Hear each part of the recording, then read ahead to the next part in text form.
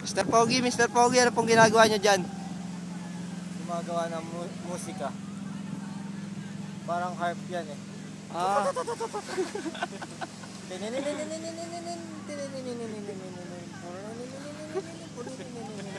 Maganda po yung tugtog. Ano bang gusto nyo tanong ngayon sa akin? Para sa ano po ito, volleyball, di ba? Oo. Gano'n po ba katibay ang net na yan? Itong net na to? Ito ay napakatibay.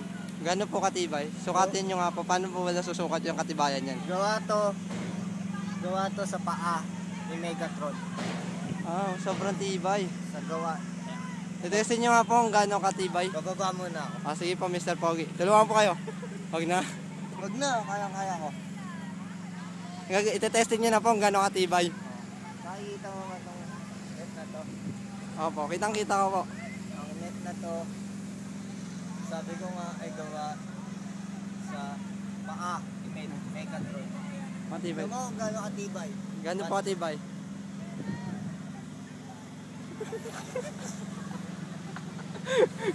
Tibay po hindi mo nasira. Simuha mga natin kung masisira. Isa pa po, para sigurado. Hindi masira oh. Hindi masira.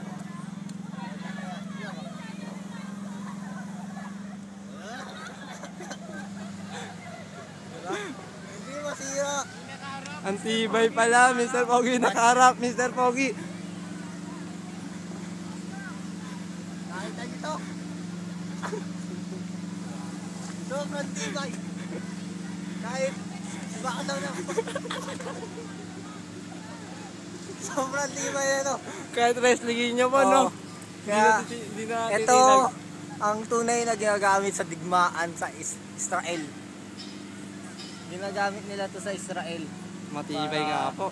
Panghuli ng mga masasamang tao. Sa Israel po. Tulad nilang mga nagpa-practice.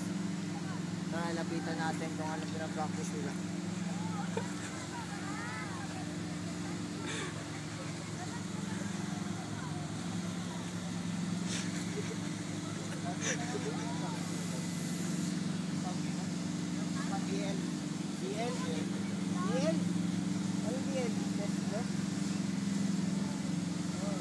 JP sila. Sige, salamat sa inyo mga oras. Dahil na tumayo sa ating mga... Ito, papaliwalag ko ano po yun, kung Mr. Pogi? Kung gaano katibay itong strap na to. Makikita niyo ba itong strap na to? Matibay to. Tignan mo, kahit sakyan to. Tibay. Itong mga buhangin dito.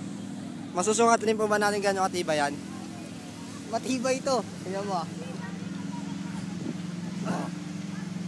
Lumulubog lang ako. Nag-answer siya ng force. Force? Force na ano. Tingnan nyo nga po may buhangin yung sapatos nyo. Wala. Lagyan nyo po. Punuin nyo po ng buhangin. May gagawin po tayong experiment. Pag pinuno natin ito ng buhangin. Pagkatapos po punuin, suot nyo po.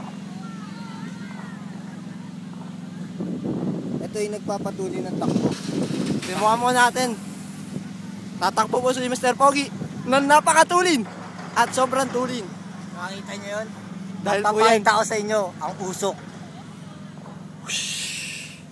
Yung po pala sikreto. Bago. Kaya pala ganun katulin si Mr. Pogi. Yun ang usok. Kung bakit matulin tumakbo ang Mr. Pogi. Tara na. Okay na po. Maraming salamat po Mr. Pogi. Salamat po sa oras nyo. Sige. Siguro po hindi basta.